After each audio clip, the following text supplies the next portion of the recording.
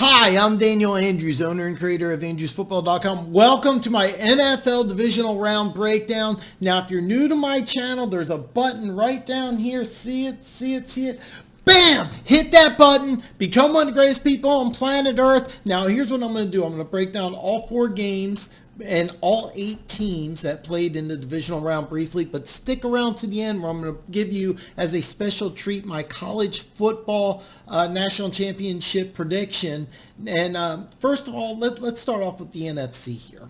Okay, let's start off with both NFC games. I got Minnesota at San Francisco. When I watched this game, the thing that stood out to me was San Francisco's defensive line. Bosa had 2 sacks. Ford had a sack. Armstead had a sack. Buckner had a sack. Now, I'm dumbing this down, but essentially the Tampa 2 defense in its simplest format is designed to have their front 4 beat your 5. Essentially, what you want to do when you have the Tampa 2 defense. And this is the defense that the Pittsburgh Steelers used in the 70s, and every NFL team uses a formation of this. But John Lynch, who was a member of the 2002 Buccaneers team, this is the same defense that they used to win a Super Bowl, and he's doing a great job building this in San Francisco. Basically, when you have your front 4 that's able to beat your offensive line, you play back with 7, you can do so many different things. So many different things. And that's how they won this game. It was really simple. It was very old school football. Basically, their defensive line just beat Minnesota's offensive line, and then they ran the ball quite a bit. But one thing I'm curious about is with Minnesota, how are they going to approach a draft in the offseason? Cousins signed a 3-year deal. This is the end of year 2, so next year is going to be his last year on contract. Do you try to sign him to an extension? Do you do what the Kansas City Chiefs did with Alex Smith, and you draft the guy with the first pick in the draft this year, or their first round draft pick this year, have Cousins play a season, and then let your rookie quarterback take over? Do you try to trade up in the draft? That's definitely a possibility. If you're wanting to get Cousins' replacement, you're probably not going to be able to do it where you're at, unless you get lucky, somebody drops. The NFL draft, and we're going to talk a lot more about that. But when I watched the Vikings, I see a team that needs an influx of youth on that defense that has some offensive line issues. And then what do you do with Cousins?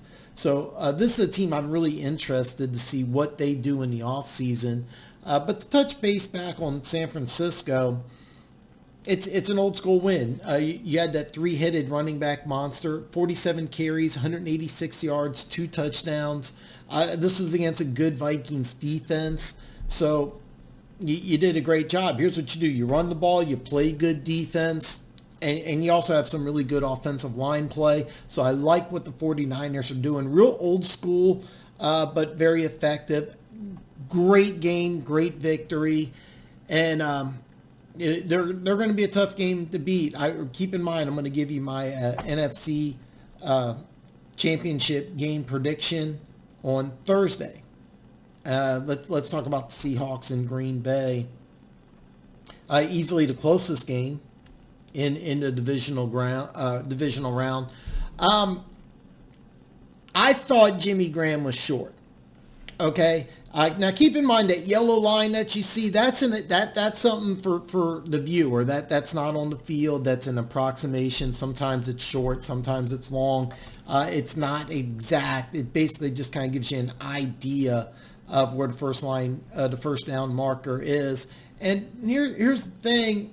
I thought he was short, but as a fan, I wanted to see Russell Wilson with the ball in his hands with what, a minute 30, 2 minutes left, what have you. As a fan, I just wanted to see it happen. It's entertaining television, but kudos to the Green Bay Packers for winning. Wilson did outplay Rodgers, but Seattle's defense couldn't stop Green Bay's defense. That's kind of what I took from this. Bottom line, though, I've been kind of down on Green Bay all year, but here's the thing. You had 5 sacks. You held Seattle to 23 points, 3 points in the first half. That's not bad at all. You have Aaron Rodgers with a pretty good defense, and then you have Devontae Adams, eight receptions, 160 yards, and 2 touchdowns. So, I mean, how good is Adams? Maybe I kind of underrated Adams. Maybe he's one of the better receivers in football. I always knew he was a Pro Bowl caliber receiver. Is he a top 10 receiver? I'm not really sure. But this performance looked like he is. See, Green Bay to me is really interesting because the defense is young, really young. But Rodgers only has a few years remaining. So you got Rodgers, who's 36, Jimmy Graham, who's 33, Mercedes Lewis is 35, Balaga, who's 30, Bakhtiari, I'm sorry if I'm mispronouncing it. No, he's only 28, but 2020 will be his 8th season. So, I mean, the offense has a little bit of age, but it's nothing, something that, you have to fix this off season. You can, you can build this through the draft. You can get a free agent player here or there.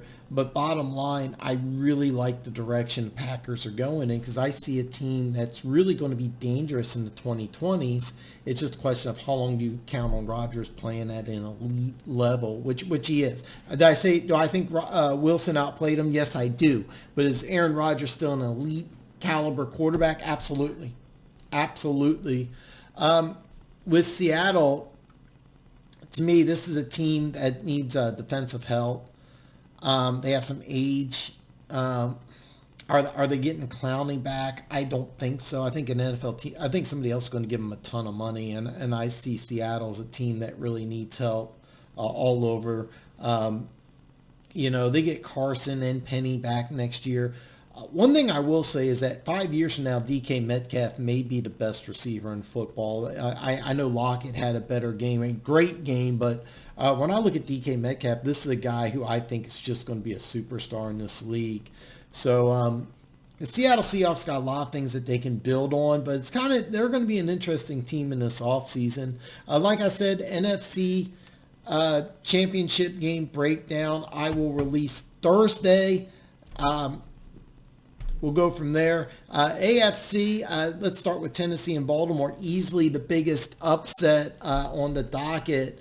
Believe it or not, Lamar Jackson played better this year than last year in the playoffs. And he's a very exciting player. He's going to win MVP. He deserves to win MVP. But if you get if you get ahead on Baltimore and you force Lamar Jackson to throw the ball, that's how you beat them. If you look out both Tennessee and look at last year, look what the Chargers did. A very fast, a very athletic defense that forces him to throw the ball. That's really kind of how you beat them, make mistakes. Lamar Jackson's game does have holes in it, but he's very exciting to watch. You have an MVP at quarterback. Lots of things for Baltimore to build on. It's hard though. I know how hard it is. You're 14-2. You're basically thinking you're just going to walk into the Super Bowl, but history has proven that teams with running quarterbacks don't win championships. 4 years ago, 15-1 Cam Newton, they lost in the Super Bowl against a very fast, athletic Denver defense. So I think that without going off on too much of a tangent here, Baltimore, and Lamar Jackson's shown his willingness to work and willingness to improve. They need to have him run less, throw more. And that's the only way you're going to advance in the playoffs. Now, on the other hand, Tennessee, Derrick Henry is channeling Jim Brown here against New England. 34 carries, 182 yards, 1 touchdown, 1 reception, 22 yards. Against Baltimore, 30 carries, 195 yards, and then 2 receptions, 7 yards. So both games over 200 total yards. But the thing is, what's really impressive to me, don't get me wrong, Derrick Henry's super impressive. I just mentioned him in the same sentence as Jim Brown, which has that says it all, because I haven't seen running back play like this in a very, very, very long time. So what he's doing can't be overlooked. But you're Tennessee Titans. You just held Tom Brady and the New England Patriots at 13 points. Then you hold the NFL's highest scoring offense to 12. In 2 playoff games, you've held 2 opponents at 25 points.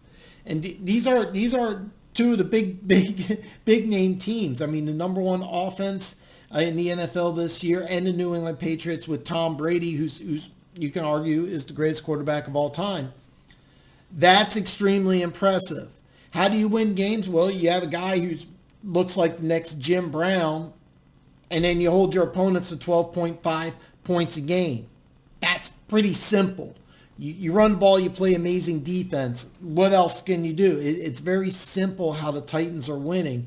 But the one thing that I'm looking at with the defense is that I remember when Vrabel first started as a linebackers coach, when he retired from Kansas City, he went back to Ohio State, coached there for a couple of years, then he went to Houston. And I remember his first year there, people were saying this guy's going to be an NFL head coach. And I think we're seeing a coaching superstar, a budding superstar here in Mike Vrabel. I think 20 years from now, we're going to look at Vrabel maybe as the best head coach in the last 20 years. I mean, we could be looking at the next like Bill Belichick or Andy Reid or whatever. Not keep in mind Andy Reid won the Super Bowl, but I think you're looking at a budding superstar here in Mike Vrabel and the job he's doing coaching wise, because what he's done is, no matter what happens in the AFC Championship game, what he's done is nothing short of amazing. So that's one thing I take away from the Tennessee Titans. Baltimore, it's going to be a long, hard, tough offseason. I know 2020 can't start soon enough. I feel you. But bottom line, there's holes in Lamar Jackson's game. He will work on them, but NFL defenses also figure out ways to plan against him. 2020 is going to be an interesting year for the Ravens. A lot of talent on that team.